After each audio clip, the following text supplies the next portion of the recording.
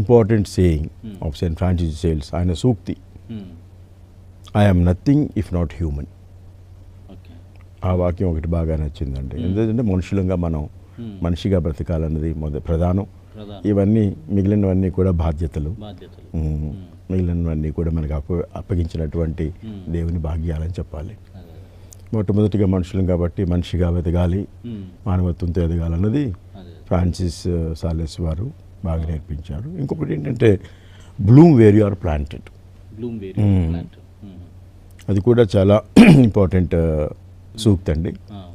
At God's will be done, దేవుని చిత్తం మాట వాక్కు నా జీవితంలో జరుగును గాక అన్నటువంటిది నేను ఎక్కువగా విశ్వసించాను. ఆ విధంగానే బ్రతికాను.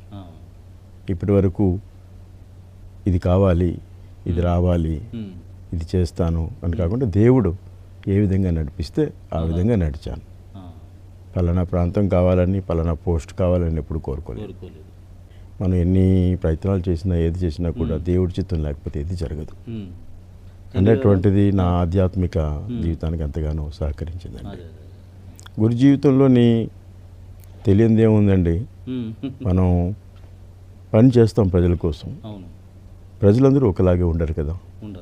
కొంతమంది చాలా సంతోషిస్తారు, కొంతమంది ఏదో ఇబ్బంది పెట్టాలని కూడా ప్రయత్నం చేస్తూ ఉంటారు, ఉద్దేశపూర్వకం. ఇవన్నీ రకరకాల మనస్తత్వాలు.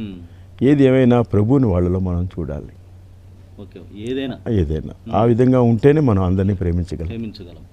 ఆ విధంగా ఉంటేనే మన మిషన్ వర్క్ అనేది ముందుకు వెళ్తుంది. రాను రాను వాళ్ళు కూడా మనల్ని ప్రేమిస్తారు, తెలుసుకుంటారు అంటే ప్రభుని ప్రేమ ఎంత గొప్పదా అని. ఆ విధంగా ఆ ప్రేమతో మనం చేసుకుంటూ పోతే జీవితాలు సంతోషంగా, ఆనందంగా